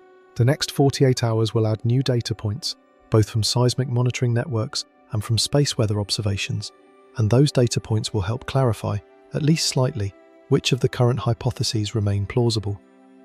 If the Tonga system remains quiet through the arrival of the CME, that will strengthen the case for independence between the two domains, at least in this instance. It will suggest that the tectonic processes are proceeding according to their own internal dynamics, unaffected by the external electromagnetic environment. If, on the other hand, there is a noticeable change in seismic behavior, an increase in aftershock activity, a shift in spatial distribution, or something more significant, it will not prove causation, but it will add another layer to the ongoing investigation. Either way, the outcome will be informative. Because the question is not simply whether space weather can influence earthquakes, it is whether complex systems, operating near critical thresholds, can be sensitive to small perturbations from seemingly unrelated domains. That is a broader question, one that extends beyond geology into the study of non-linear systems in general. For now, what we are left with is a system that has not yet revealed its final state. The Tonga earthquake has already challenged expectations in several ways. The aftershock sequence remains anomalously quiet. The broader region has shown signs of stress redistribution, and the influence of solar activity has not yet fully passed. The next 48 hours will not provide definitive answers, but they will narrow the range of possibilities. They will show us whether the Tonga system continues to evolve independently, or whether its behavior changes in ways that correlate, however loosely, with the incoming space weather conditions. And until those observations are made, the situation remains open. The system beneath Tonga is still adjusting, the magnetosphere above is still active, and the interaction between the two, whether real or coincidental, remains one of the most intriguing uncertainties in this unfolding sequence. Because at this point, the question is no longer just what happened beneath the Pacific, it is what happens next, and what influences might still be in play as the Earth continues to respond. Part 12. The Kamchatka Shadow. In March of 2025, a magnitude 7.4 earthquake struck the Kamchatka Peninsula, a remote but geologically formidable stretch of Russia's far eastern edge, where the Pacific Plate dives beneath the Okhotsk Plate. This is not just any subduction zone. It is one of the most historically volatile on the planet, a region that has produced some of the largest earthquakes ever recorded, including multiple magnitude 9 class events in the 20th century. When the 7.4 hit, it immediately registered as significant. It was large enough to command global attention, strong enough to be felt across vast distances, and located in a zone where any seismic activity is taken seriously. In the first hours and even days after the event, the interpretation was relatively straightforward. It was classified as a major but contained rupture, the kind of earthquake that releases built-up stress, generates a predictable aftershock sequence, and then gradually fades into the background noise of Earth's constant tectonic motion. The early aftershock sequence appeared to support that interpretation. There was activity, as expected. A cascade of smaller events followed the main shock, consistent with established statistical laws such as Amori's law and Barth's law, which describe how aftershock frequency and magnitude typically decay over time. Monitoring agencies tracked the sequence in real time. Data was collected, analysed, and fed into models refined over decades of seismic observation. There was no immediate indication that anything larger was imminent, no clear signal that the system was preparing for a second, more powerful rupture. From the outside, the system looked like it was doing exactly what it was supposed to do. And then, 10 days later, everything changed. A magnitude 8.8 megathrust earthquake ruptured through the same region. This was not a continuation of the earlier event in any simple sense. It was a vastly larger release of energy, orders of magnitude more powerful than the 7.4 that preceded it. The rupture propagated along a much larger section of the plate boundary, displacing enormous volumes of rock and releasing seismic energy that travelled through the entire planet.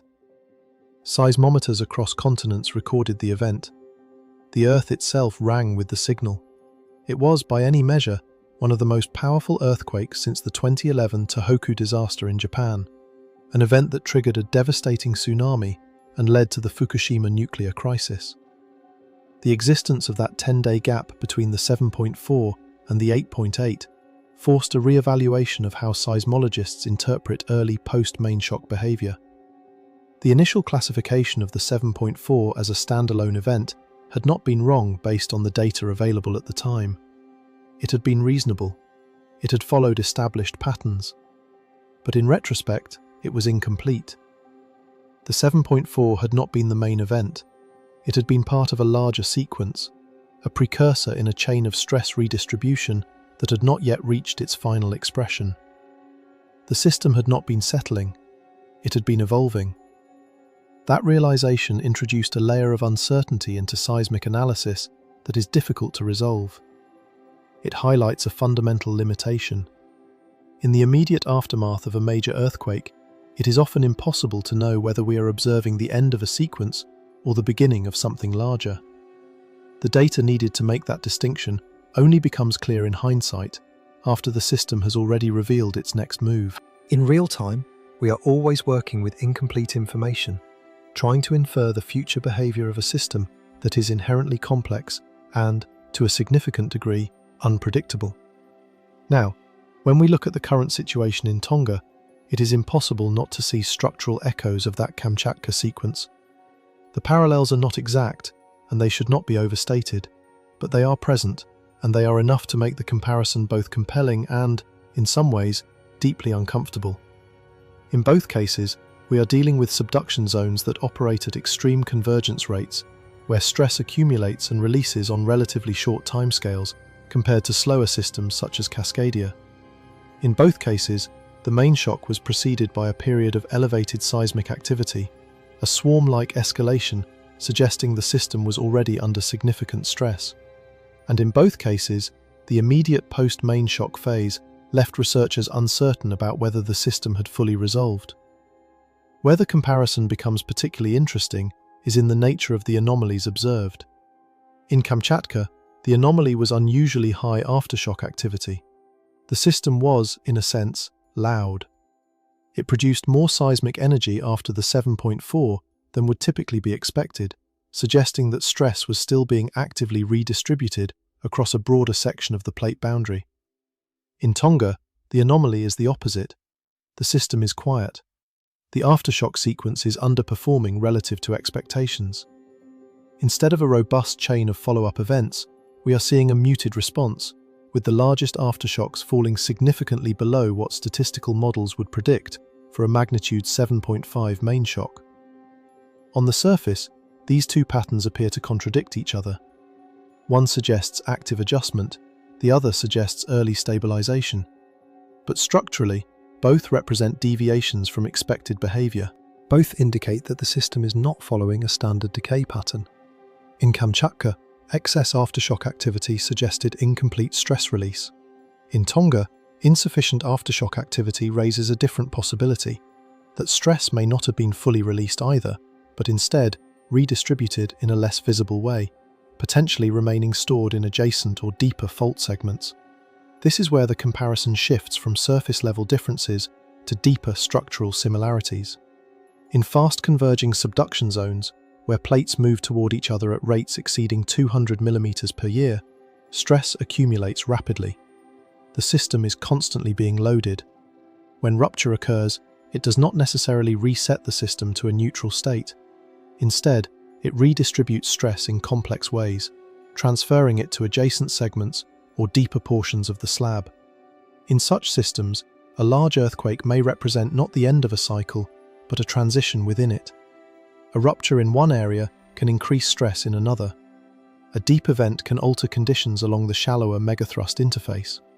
The system is interconnected, and the effects of a single event can propagate in ways that are not immediately visible in early data. The Kamchatka sequence illustrates this clearly.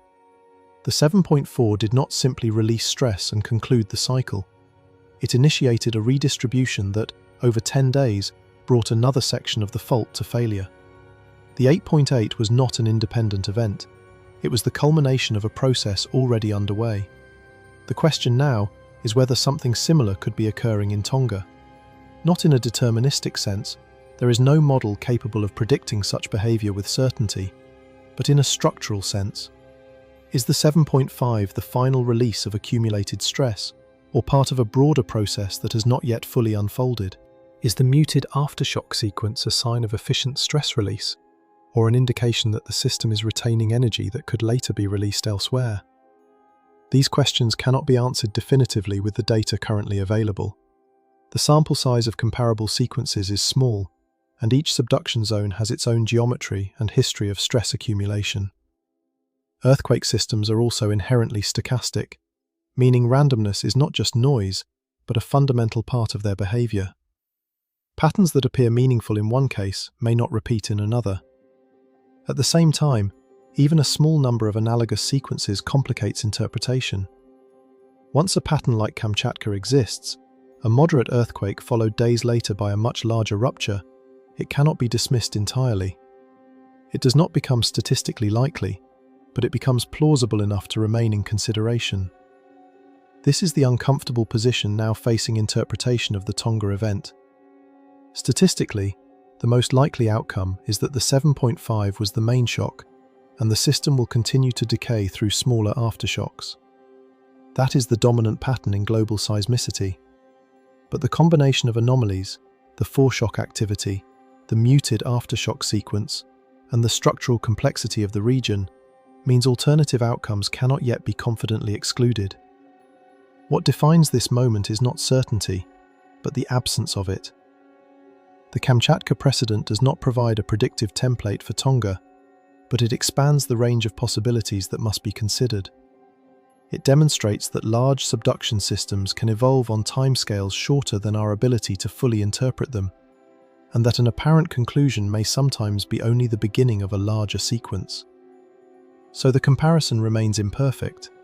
It may ultimately prove coincidental, a product of human pattern recognition applied to inherently chaotic systems, but it also serves as a reminder that in fast-moving subduction zones, the boundary between a finished event and an ongoing process is not always clear, and sometimes the most important part of the story is the part that has not yet been revealed. Part 13. What comes next? We are now inside what researchers informally call the 14-day watch window, the critical period immediately following a major earthquake when the evolving aftershock sequence offers the clearest clues about whether the event is complete or still part of a larger unfolding process. This is the phase where the Earth is not yet finished speaking. The main rupture has already happened, but the crust is still adjusting, redistributing stress and settling into a new mechanical configuration. At this stage, the system can still pivot in multiple directions, and small changes in seismic behavior can carry disproportionate interpretive weight. Right now, with the Tonga magnitude 7.5 event only hours behind us, we are at the very beginning of that window. The data is still sparse. The aftershock sequence is still forming, and most importantly, the system has not yet committed to a clear behavioral pattern. In seismic terms, this is not unusual, but it is exactly the phase where the most important diagnostic signals tend to emerge. In a typical subduction zone earthquake of this size, we expect a predictable aftershock cascade. Larger aftershocks should appear early, followed by a gradual decay in both frequency and magnitude over time. This pattern is so well established that it forms the backbone of seismic hazard forecasting. It reflects the crust slowly relaxing as stress is redistributed after the main rupture. But Tonga is not currently behaving in a typical way. The aftershock sequence is unusually subdued. The number of recorded events is lower than expected, and the largest aftershocks so far fall below statistical projections for a magnitude 7.5 main shock. Instead of a strong seismic echo, the system is producing something closer to a faint reverberation, and that deviation is what places us firmly inside the interpretive uncertainty of the 14-day window. To understand why this matters, it helps to compare it with the Kamchatka sequence from March 2025. In that case, a magnitude 7.4 earthquake initially appeared to be a standalone event. The early aftershock sequence behaved normally, and the system was classified as settling. But 10 days later, a magnitude 8.8 megathrust rupture occurred in the same region. In hindsight, the earlier earthquake was not the final event. It was part of a broader stress evolution that had not yet fully expressed itself.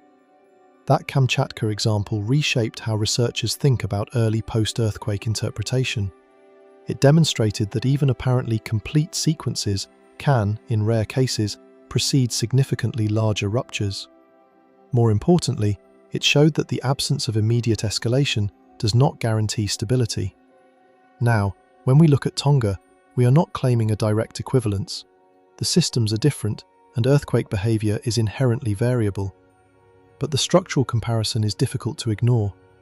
In Kamchatka, the anomaly was excessive aftershock activity before the larger rupture. In Tonga, the anomaly is the opposite, unusually low aftershock activity. At first glance, these seem like contradictory signals. One system was overly active, the other is unusually quiet.